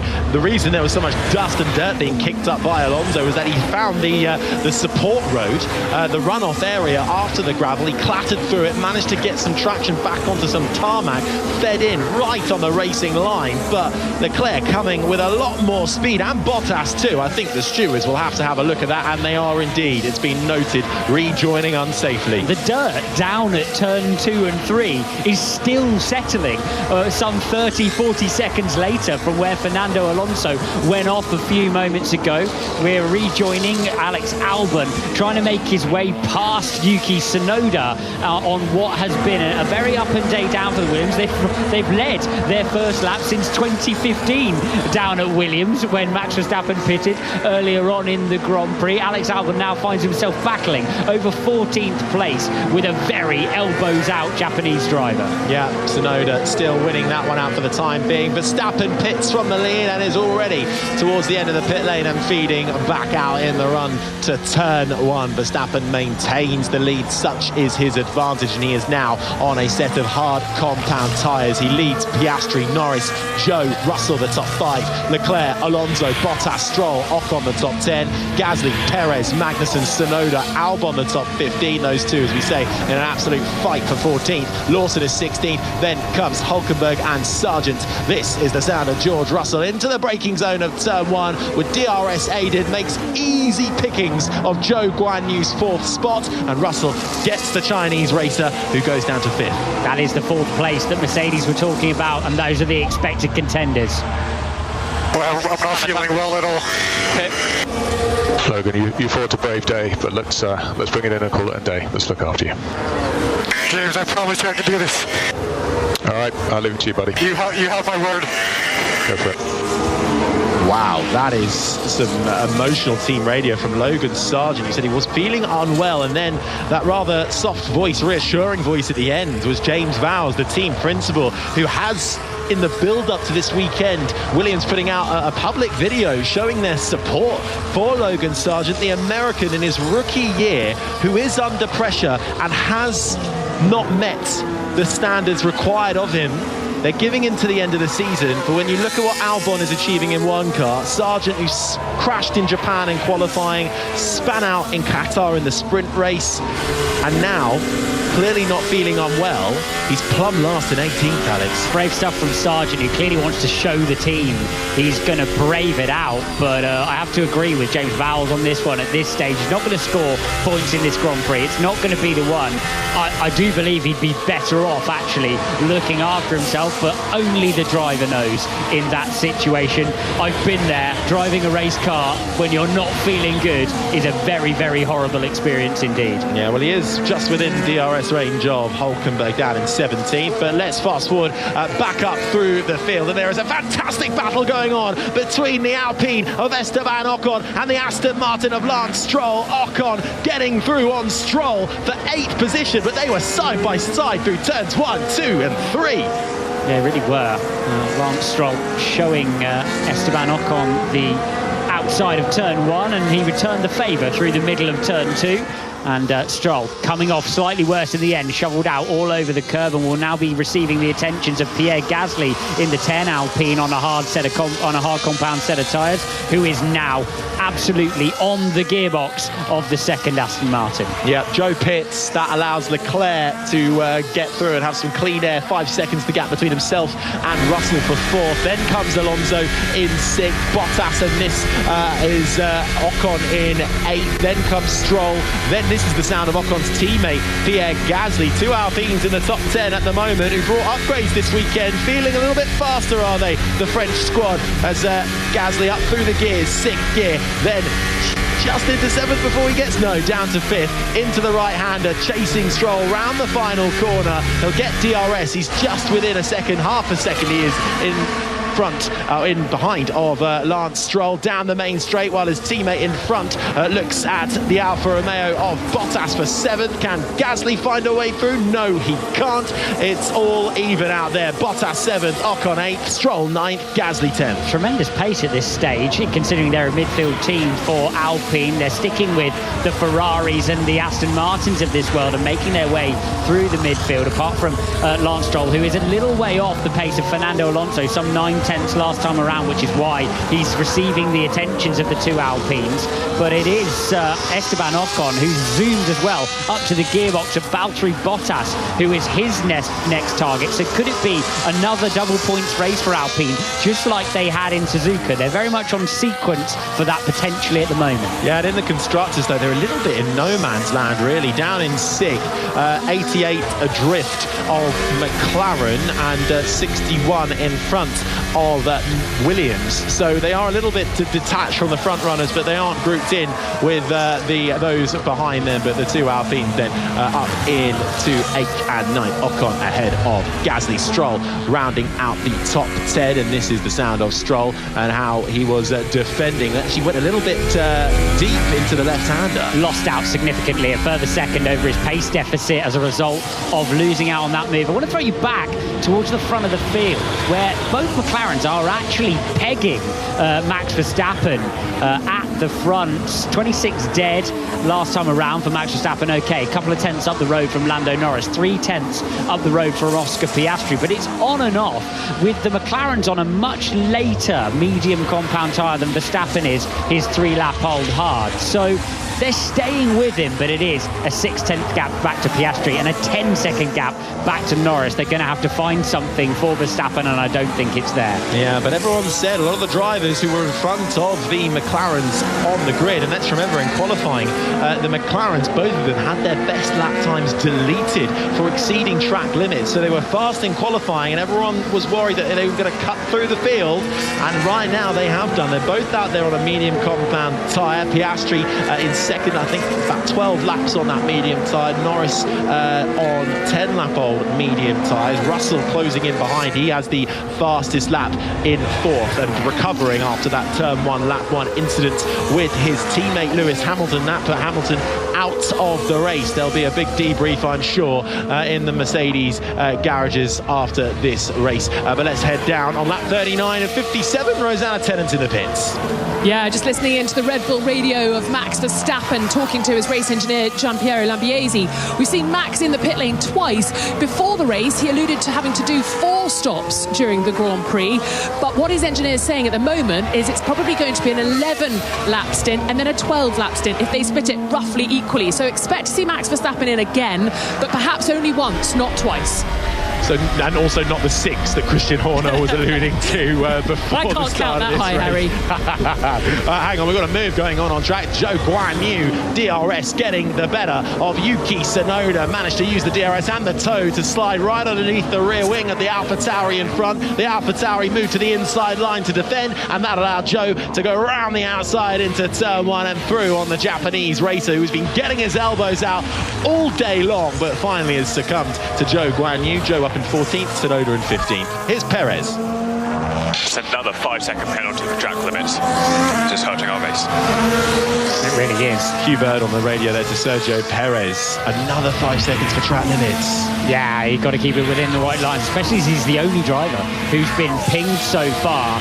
Though it looks to be the exit of turn 15, or at least that's what we have seen of Perez when he's been off the road. So that's 10 seconds down on where he potentially could have finished, and realistically the end of potential points for Perez as he sits in 11th place at the moment. For Max Verstappen, it looked for all the world like he might have to use the soft at one point. Of course, forgetting that he only did 1 flying lap in both stages, the first 2 stages of sprint qualifying, and so they're extremely low mileage medium tyres that he carried through, which has given him the advantage at the front. More pit stops. Bottas, Stroll, Magnussen all peel into the pit lane. Rosanna's down there once again. Certainly am, and Bottas is out on a 3.1 stoppage time. Stroll 3.7 for the Aston Martin mechanics, and Kevin Magnussen in the pits, also being joined by Liam Lawson as well. A little bit slower for Kevin Magnussen there. Stoppage time of 4.6 seconds, not great for them, and the Haas team need to stay where they are because they've got Nico Hülkenberg coming in as well on a double stack. Let's see how they go on this. Maybe they're trying to take it slow and steady to get the 2 of them done. Let's see there, 3.1 for Nico Hülkenberg, and it was a 2.6 stop for Liam Lawson in the AlphaTauri, proving a pretty tricky evening for Liam Lawson and his teammate Yuki Tsunoda, who has had his elbows out, but not scrapping for points-paying positions at the moment. And if we're talking about points-paying, actually Lewis Hamilton, who of course is out of the race, will perhaps be breathing a sigh of relief that Perez is getting these time penalties, because of course that battle in the driver's standings, Lewis Hamilton could still get P2. Let's head to Logan Sargent's radio. Are you retiring, mate? Are you retiring? It's your call, buddy. You're the one making the call if you want to retire or not, Logan. There's no shame to retire if you're feeling unwell. Yeah, I need to stop.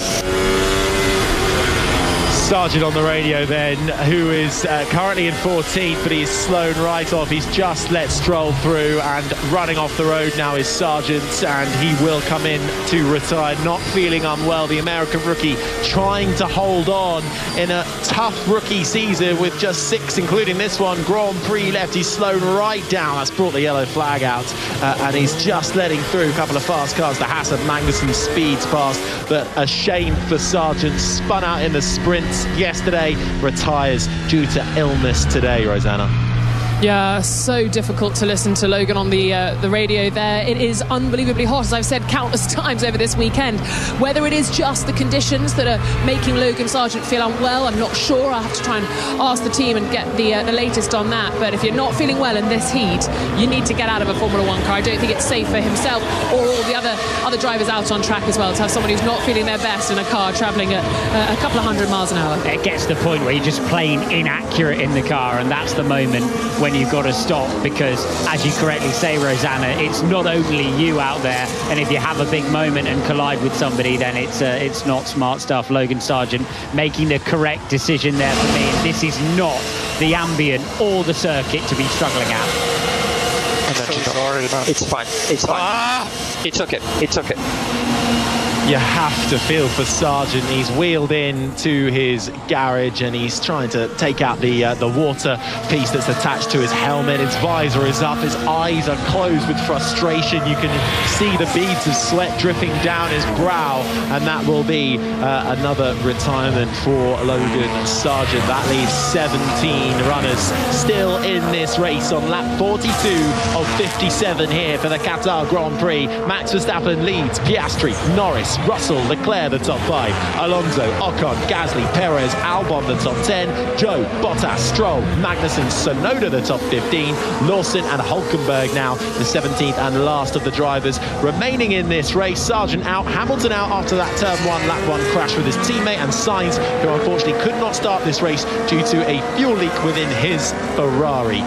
The battles are still playing out though. We're expecting some more pit stops still to play after the FIA at the start of today, due to tyre safety issues, imposing a maximum tyre life of 18 laps across the compounds, and that includes tyres already used across the weekend. So that already set everyone on the back foot, and Piastri and Norris are due a pit stop very, very soon. I'm just trying to work out at the rear of the field if there was anyone who used that early safety car to effect to get them in a position where they don't have to stop again, but I can't see anybody. Just, it must be said, Stroll, Magnussen, Tsunoda, Lawson and Hulkenberg were right on the bubble, but I don't see drivers who are going to now make it, even with this tyre allocation, potentially to the end.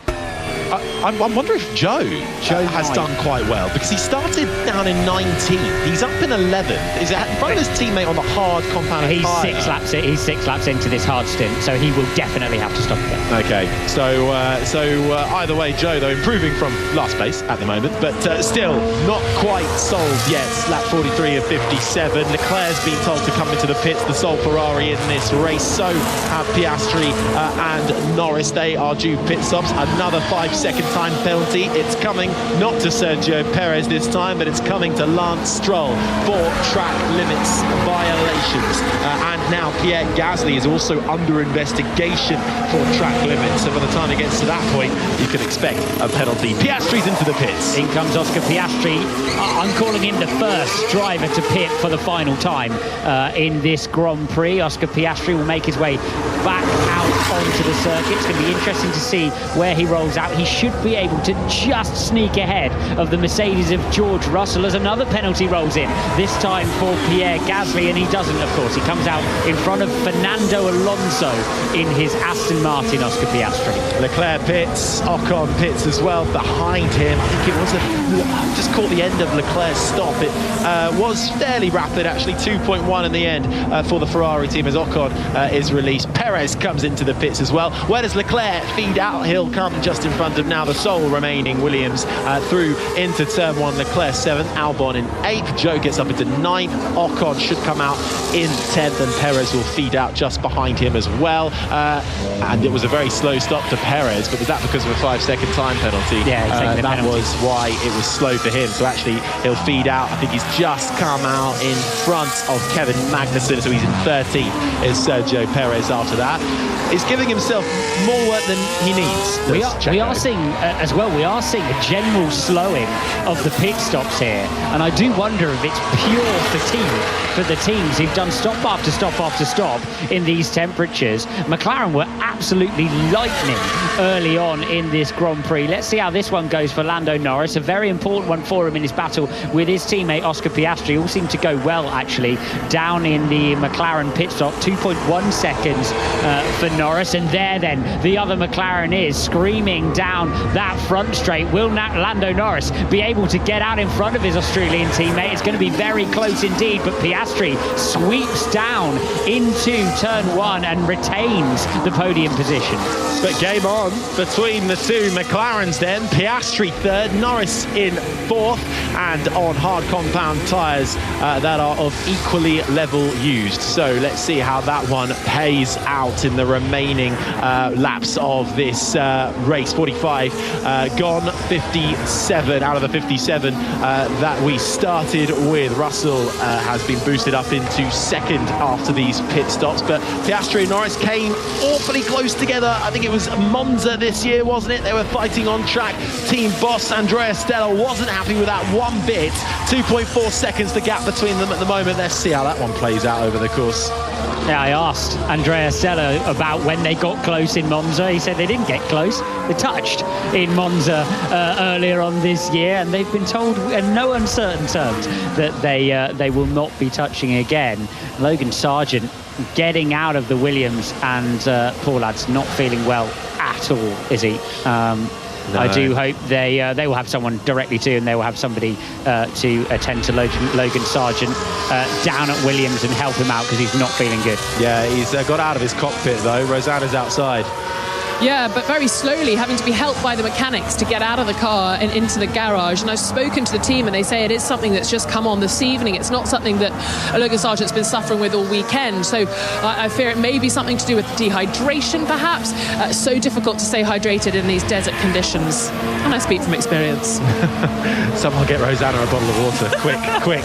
Lap 46 of 57. Verstappen leads Russell, Piastri, Norris, Leclerc, the top 5. Joe, Alonso, Ocon, Bottas and Stroll, the top 10. They are your current point scorers. Piastri has the fastest lap to boot as well, and Piastri and Norris, the two McLaren teammates, starting to get a little bit of a race on there. 2.3 seconds the gap between the two teammates, as Pierre Gasly is stung with another 5-second time penalty for track limits. Another penalty for Pierre Gasly, and that'll really sting, because he's sitting behind Lance Stroll, who has a penalty of his own just on the edge of the points. So an option potentially gone then for Pierre Gasly.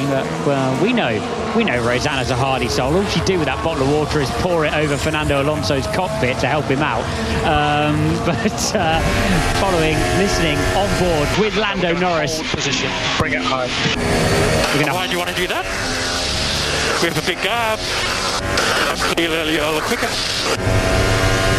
And that's Lando Norris negotiating with the team, and he's got a point. 20 seconds, nearly 21 seconds is the gap he has to Charles Leclerc behind him, and Norris wants to fight here. I think he was gutted that Piastri took the win in the sprint, not gutted because his teammate got the spoils, but because he didn't get the spoils. So let's see if they do pin that one. No racing between the two McLarens, or if Norris decides actually I think we can get a bit of a race on here. Gasly comes into the pits, no one touches the car for 5 seconds, and then it's a quick change before he is released back out into the fast lane. You have a further 5-second penalty, as will the Williams of Alexander Albon, who picks up a 5-second penalty of his own. Interesting times at McLaren. They're in this battle in the Constructors' Championship with Aston Martin. It'll be a huge day for them. Lando, we see that, we know that, it doesn't matter. We're worried a little bit about Russell, gap 13.4 ahead. We think he might put a soft on towards the end of the race and be quick. Exactly, you're worried, so So they're worried, that's the excuse at least McLaren are coming up with, they're worried that Russell might well come into the pit, stick on the soft compound tyre right at the end, the fastest rubber available to the drivers, and get his skates on essentially, and try and trouble Piastri and Norris for a position on the podium. So there are 11-second interval is Piastri to George Russell. So that a pit stop would put him 16 seconds, around 15-16 seconds behind the pair of them, and then but the thing is that soft compound tyre would only be quick for 4 or 5 laps or so. It's interesting discussion down at McLaren, and Russell and Piastri so used to being the younger, and Norris so used to being the dominant force down there. Well, we continue racing under the lights here at the Losail International Circuit across 5 Sports Extra, BBC Sounds, and wherever you may be listening to us. Lap 49 of 57. Verstappen leads by over 25 seconds to Russell. Yeah, it's lap 49 of 57 under the lights here at the Losail International Circuit. The 3-time champion now, Verstappen, leads by over 25 seconds. The big incident was turn 1, lap 1. The 2 Mercedes cars coming together. Hamilton out of this race. Verstappen leads Russell and Piastri for the time being. Okay, back to the track action, and it's straight back to another penalty. That goes to Alex Albon this time. He picks it up for a 5 seconds for track limits. They were doing so well in the, apart from Perez, in the first. Well, you've got to remember they get the first 3 for free. Well, that is true, yeah, but so they're just coming thick and fast now, aren't they? So you get to this point, and they've had all their free passes, and now they're starting to pick up the penalties. I knew that Sergio Perez would not be the first, and I'm sure Albon will not be the last, even with 7 laps still to run. Every single corner around the Losail International Circuit is an option to be in track limits or outside of them, and so those penalties coming in thick and fast. George Russell will have to stop here. He's done 16 laps on that set of medium tyres, 18 laps on that set of hard tyres, I should say. 18 laps only allowed per tyre set. So the question is, what tyre will he then put on? He's got 2 laps left. The soft would be the intelligent solution with only 5 laps of the Grand Prix remaining. Yeah, we really are into the closing stages around this 5.4 kilometre, 3.3 mile track, 16 turns, 6 to the left and 10 to the right. And the sound is Russell in the Mercedes down the main straight. He's lost the visor. He's lost the little bit of plastic. Is it the little bit of plastic that sits right on the edge of the cockpit above the steering wheel? It looked like at one point he was just resting his hands on the steering wheel, but then he's starting to fiddle around. And I do wonder if that's why he's opening the visor. We've seen him opening the visor again and again and again in the pit lane for George Russell. I do wonder if he's wiping his eyes, because that can be incredibly pressurizing. There's normally a little sort of plastic alpine range that sits in front of George Russell and Lewis Hamilton's cockpit, and it looks to have flown off the Mercedes. George putting his arms and hands out of the front of the cockpit almost to defend his head against the wind. You get so much buffeting, which is the helmet lifting off your head as the driver, if you don't have that element on the car. Well, that's what the trained eyes of Alex Brundle saw. The untrained eyes of me just saw him resting his hands there above the steering wheel down the main straight. But clearly more at play there for Russell, who has been in recovery mode for this Grand Prix since turn 1 of lap 1 after a clash with his teammate. That sent his teammate spearing off into the gravel, and Hamilton out of this race. Russell managing to stay within the race, and on lap 51, at the end of lap 51, he comes into the pits, and I believe this will be his final pit stop. Visor on the helmet up again. We should clarify, that is not the piece that's been lost. The piece that's been lost is on the car, and look at his eyes then in his helmet. It doesn't look to be too bloodshot, although he's had wind blowing in his eyes, but he's opening the helmet visor every time he comes in the pit lane, and he's done so again for this final stop.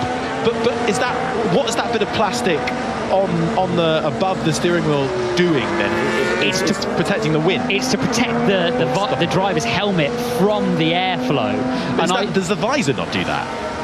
It does do, but the lifting of the helmet can be very aggressive if the airflow is not correctly treated around the driver's cockpit.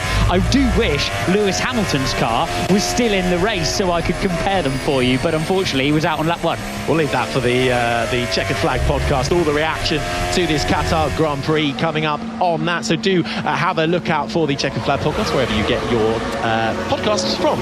Lap 51, or at the end of it, lap 52 now, and Verstappen comes into the pits, and it's quick work from the Red Bull mechanics. Actually a little bit slow on the front left. They do manage to get it on in time, and in the blink of an eye, or a blink of 4.1 seconds, he is back into the fast lane and trundling down the rest of the pit lane to rejoin this race, and he'll rejoin well and truly in the lead on the medium tyre. We should clarify, it was the soft, while we were busy talking about George Russell's visor, it was the soft tyre that went on the Mercedes. Max Verstappen will easily make it back out in front of both McLarens, although you can see them in the background or you could see them in the background as Max Verstappen came out of pit road, with a big moment for Lando Norris as he tried to catch Oscar Piastri. Here's the slow stop, and here's why you could see them. The left front of Max Verstappen's tyre set was very slow on.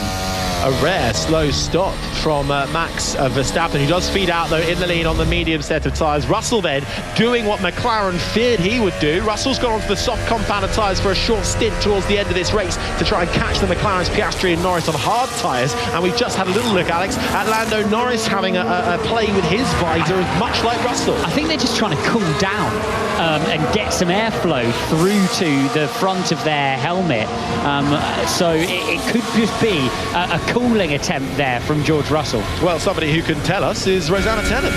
Yeah, I've just been talking to the Mercedes team, and they say it is just George Russell trying to get air into the cockpit and into his face, as we have a bit of action out on track, Harry. Yeah, Gasly trying to go around the outside of Stroll, but runs wide in doing so, kicks up the dust, the sparks fly from below that blue and pink Alpine. I wonder if he'll be able to hold on to that spot. Stroll having another look down the inside, doesn't get far enough along with 5 laps remaining. Stroll bails out of that one. Gasly skates through that, the battle for 10th, but he did run all 4 wheels off the track in doing so.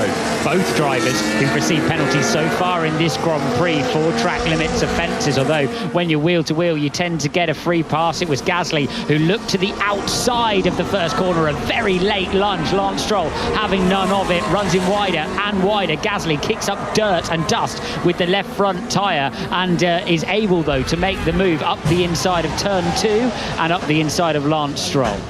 Carlos Sainz stuck in the garage, didn't even get to start this race in his Ferrari due to a fuel leak from that scarlet red car, and has to sit and watch from the garage. His teammate Charles Leclerc is in this race. He's in 5th spot, 8 seconds back from Russell, who is now stuck on a pair of a set of soft compound tyres to try and reel in the 2 McLarens, but he's got 19 seconds between himself and Norris to try and close that, and running out of time to do so. Meanwhile, further back in the pack, it's getting a little bit tight in turn 1. Stroll, Gasly, Perez, 3 wide through turn 1. Gasly's been told to give back the position to Stroll, and in attempting to do so, Perez has joined the fun and managed to get through on Gasly as well, and is trying down the inside of Stroll. He gets the switch back side by side with the Canadian, who cuts him off through the right-hander. Stroll holds on to 9th, Perez 10th, Gasly down to 11th. Gasly, who is now under investigation but will not be after giving the position back, took the position while off the road down at turn 1, asked by the team to give the position back, and Perez pounced on that, making his way through into the top 10. Perez started from the pit lane after a change of chassis and a power unit full change as well, but Perez lined this one up down the main straight with the aid of DRS, and while Gasly was being told by Alpine quite rightly to give that position back, it was always going to be a losing battle for Gasly while Perez was there. I don't think Gasly could actually see that Perez was there because he was lined up with the rear of Stroll. Very small mirrors, of course, on these modern Formula 1 cars, and I think he just completely missed the fact that Perez was in close pursuit and then snatched the position. Lance Stroll missed nothing though. Perez looking down the inside, but Stroll arced directly to the apex of turn 4 and cut the nose off Stroll's Red Bull. Yep, Stroll then in 9th in a points-paying position in front of Perez, who rounds out the top 10 at the moment. And just as we're talking about Stroll, ding, ding, ding, 5-second time penalty for the Canadian. Guess what? The track limits with 3 laps to go. Like an England-Germany semi-final, isn't it? And that will put him out of the points with these 3 laps to go. Such a shame for Stroll, who was having a better time of it, a better Sunday of recent times for the Canadian, who still sits inside the top 10 in the driver's standings, but hasn't scored points in Grand Prix since Belgium, where he finished 9th. And unlike his teammate, who has managed to get on the podium 7 times this year, Lance Stroll has had 0 visits to the podium, and a man under pressure. But of course, when your father owns the team, how far does that pressure really go? Right now, though, Stroll in 9th with a 5-second time penalty inbound. Perez behind now by about a second. Verstappen ahead of Piastri and Norris, who are about 1.6 seconds the gap between those two. That fight, though, cooled off before it even really started. Russell's behind, chasing on a set of softs. Interestingly, George Russell came out 18 seconds back from those two McLarens and has lost significant ground and continues to lose ground, actually, to the two McLarens on his set of soft tyres. We're expecting him to haul up to the back of McLaren's. 24 seconds now, 25 seconds. I do wonder if there's a problem for George Russell. Just looking on the driver tracker as well, he's not around any lapped traffic either, as Gasly looking around the outside of Sergio Perez, trying the move he did on Stroll just a few laps before, where he went wide coming out of turn 1. This time doesn't do that and holds on and gets the position. Gasly through on Perez then, the Frenchman in 10th, the Mexican down to 11th and outside of the points. Lovely stuff from Gasly, and it will be potentially another double points finish, just as they did in Suzuka for the pair of Alpines. 2 Aston Martins sitting in the points at the moment as well, which would be fantastic for them, and a good recovery given how many points McLaren stand to score. Are we going to see anything from George Russell? No, we're just going to see this move again from Pierre Gasly, who jumped to the inside, then the outside of Sergio Perez, and made the move much in the same way as he made it on Lance Stroll, and was actually all the way off the road there on the exit of turn 1. And I wonder whether he'll be asked to give that position back in a similar way. Someone to watch out for, probably Zhou Guanyu in the Alfa Romeo. You're right, he had to come in for a pit stop, but he, like George Russell, is stuck on the softs and is only a second back from Perez. Then comes Gasly Russell's quite quickly. Another 2 seconds to the McLarens. He's on his own though, but Leclerc is catching him. 4.2 seconds Leclerc is behind now Russell, who's 27 seconds back from Norris. That's the sound you're hearing, the McLaren going through the turns 12, 13 and 14. The triple right-hander chasing his teammate just a second between those two, but they have been told they are not fighting as we start the final lap 57 of 57 here in Qatar, with Verstappen once again having a fabulous faultless race. They've been told they're not fighting. I didn't hear them agree, did you? Lando Norris not quite able to get close enough, and is just about to dip within a second of his teammate Oscar Piastri. 9/10 of a second between Norris and Piastri.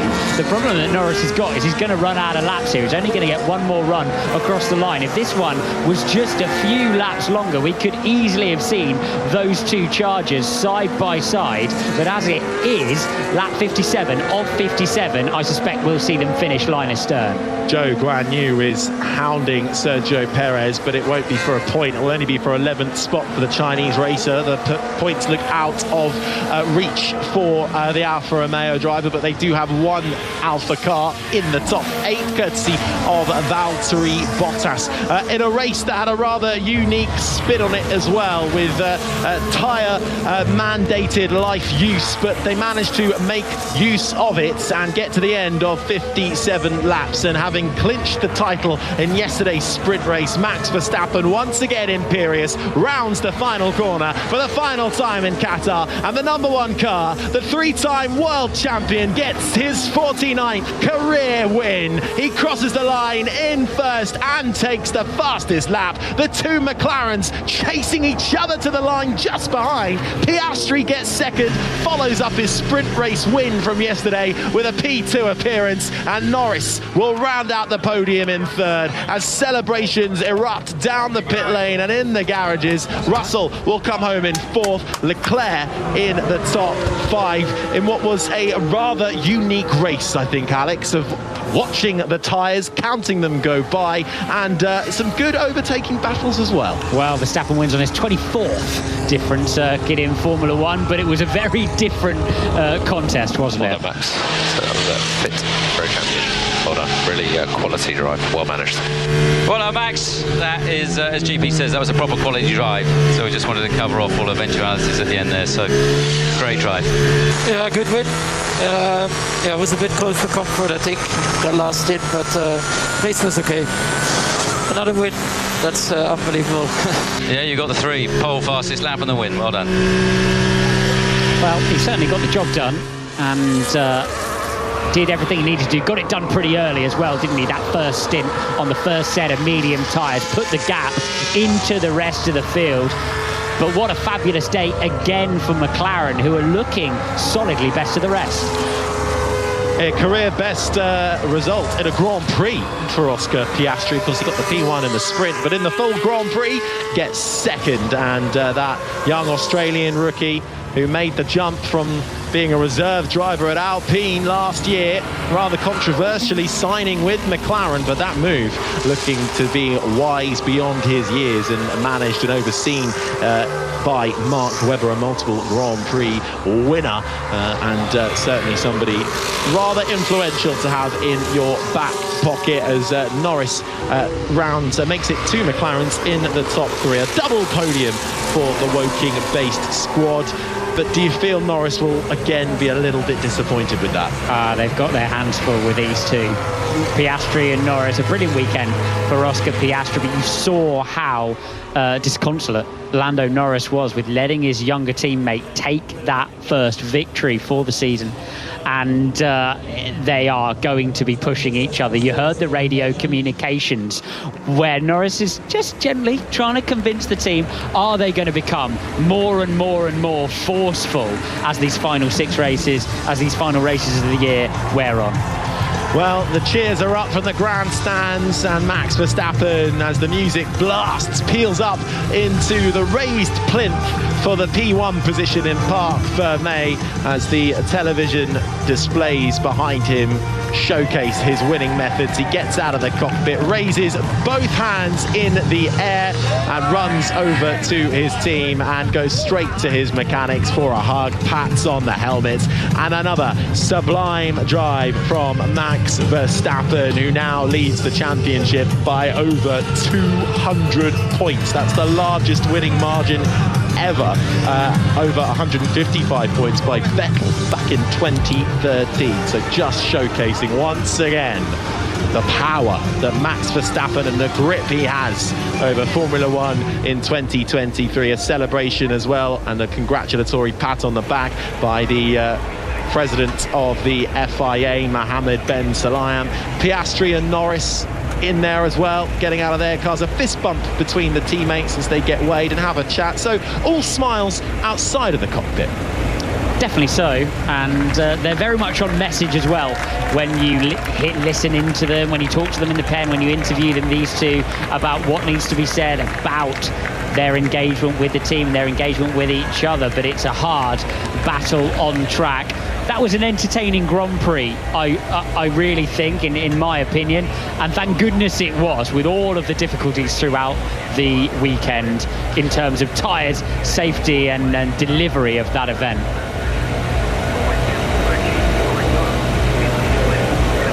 Things have just wrapped up here in Qatar. The 17th Grand Prix of the season is done and dusted, and the 3-time champion now, Max Verstappen, took the win ahead of the 2 McLarens. Oscar Piastri, the Australian rookie, ahead of the British racer Lando Norris. Lewis Hamilton was taken out in lap 1, turn 1 by his own teammate, but has owned up that was his mistake. He was out of this Grand Prix early doors, but another win for Max Verstappen in Qatar. And they look rather tired, though, don't they? Back to looking at the drivers in Parc Fermé, all having a little bit of a chin wag, and they really had to work hard for that one. And with that, actually, P2 and P3 for the McLarens. They're now only 11 points behind Aston Martin in the constructors for fourth. Well, I mentioned it in the middle of the Grand Prix, and I really think it's a big factor for them, and one of the reasons why the team were on the phone saying, guys, we really do not need to be racing each other hard through the end of this Grand Prix. Well, we can hear from the top three, and starting with Lando Norris. David Coulthard's Lando, with you've him. just poured the water over your head. That was a tough race physically, but a great result for the team. Second and third. Put us in the cockpit. Yeah, just a mega race from start to finish. A good opening lap. I learned from my mistake yesterday of going wide. I told you I'd go tight, and I did, and it worked out. So, yeah, good start, good pace throughout the whole thing. Yeah, probably the best pace out there today. So I'm happy. Stressful, hot, sweaty, a little bit tired, but yeah, great job for the team. 3 in a row now. So 1.8 pit stop as well by the boys. Yeah, that was very, very impressive indeed. The physicality of this racetrack, and it was also very busy out there as well with the different pit stops, the limit on the 18 laps. You had to make some passes as well on track to make it stick. Yeah, I think the 3-stop made it a lot harder. Just physically, you could push a lot more. Even the last stint, you could pretty much push flat out. So, yeah, probably one of the hardest races I've done in a way. But it's a nice challenge, and congrats to Oscar. No mistakes, and of course Max once again. Well, look, you're standing. Your other buddies on the podium are both sitting down on the job. I think highlighting just how tough this race was. They need it, I guess. So, yeah. Okay, Lando, enjoy the third place in what we now know was one of the toughest races out there. And to our sprint race winner yesterday, Oscar, catching your breath.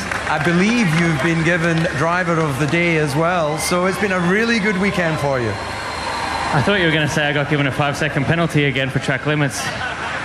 Scared the crap out of me. No, very, very happy, obviously. Turn 1 was nice. That was definitely in the game plan before the race.